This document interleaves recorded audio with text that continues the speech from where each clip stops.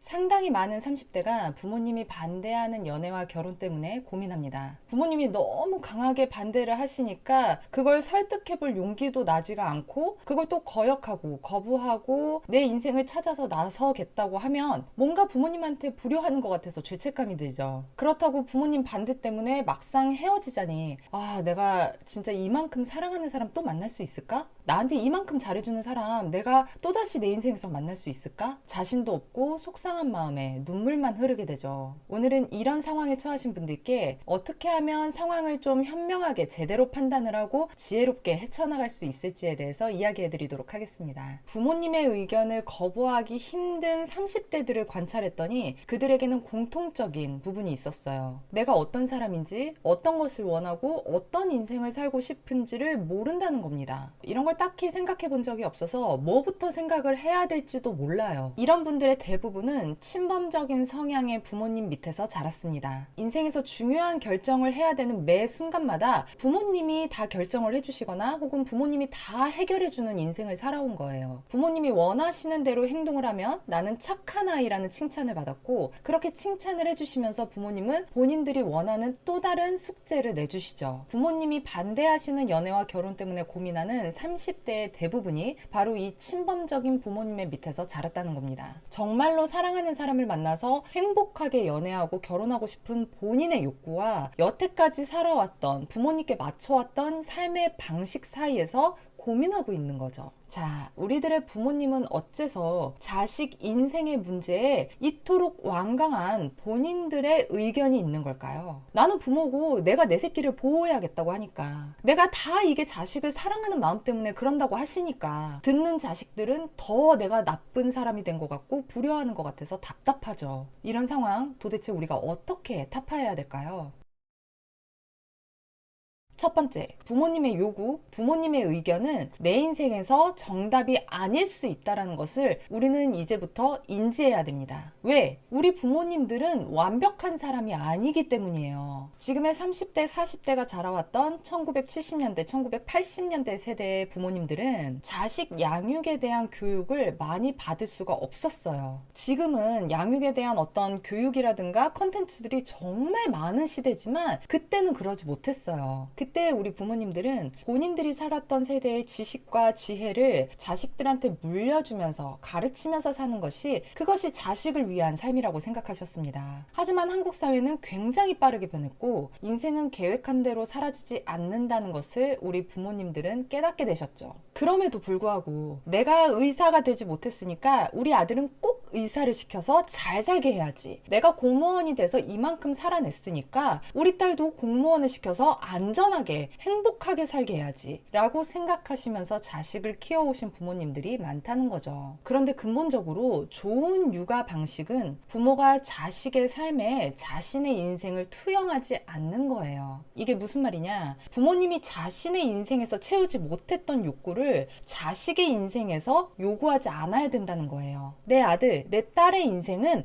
그 애들의 것들이라는 거예요. 내 게 아니라는 거죠. 그리고 내가 물려주려고 하는 지혜와 지식은 그건 내 세대의 것이라는 것을 인지해야 된다는 겁니다. 이거를 부모님과 자식 사이의 정서 분리라고 해요. 정서가 건강한 부모님이실수록 본인과 자녀의 인생을 분리시켜서 생각하시고 항상 적당하고 따뜻한 거리를 유지하시죠. 친범적인 육아 방식을 선택하신 부모님들께서는 자녀를 사랑하는 마음은 정말 너무너무 컸으나 빠르게 변화하는 세상 속에서 우리 아이들이 정말로 건강하게 현명하게 살아갈 수 있는 그 육아 방식을 잘 모르셨던 겁니다. 그리고 우리들의 부모님들도 본인의 인생을 들여다볼 기회가 별로 없었어요. 그 시대에 우리 부모님들은 그 윗세대의 부모님들께 물려받은 지식과 지혜를 가지고 살아오셨다는 거죠. 그리고 이런 사회적인 배경 속에서 만약에 부모님의 개인적인 성향이 어떤 자기애성, 나르시시즘이라고 하죠. 그것과 혹은 불완전 애착이 좀 강하신 분이다. 그러면 자식들한테 요구하는 어떤 정도가 훨씬 심해지죠. 특히 이런 분들은 자식들한테 경제적인 부분, 돈이나 감정 노동에 대한 부분을 요구하는 바가 지나쳐요. 그리고 일방적으로 자식을 막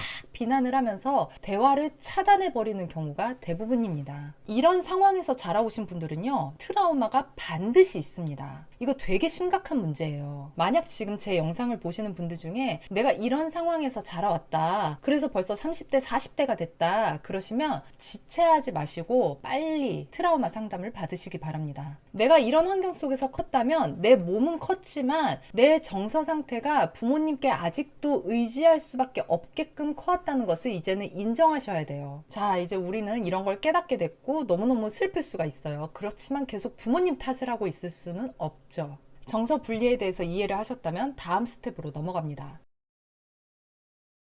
신범적인 환경에서 자라신 분들은 자기가 원하는 바를 잘 모른다고 아까 말씀드렸죠. 주체적으로 자신의 인생을 선택하고 결정하는 것에 대해서 마치 부모님을 거부하고 거역하는 것 같은 죄책감, 죄의식을 느껴요. 나의 선택, 나의 기분보다도 부모님의 기분, 감정, 욕구가 우선시 되는 거죠. 아마 처음에는 본인들이 원하는 바를 생각하고 그거를 부모님께 요구도 해봤을 겁니다. 그러나 결국 내 욕구를 포기하고 부모님께 맞춰서 살아가는 것이 편안한 인생이구나 이렇게 생각하면서 적응하면서 사는 거죠.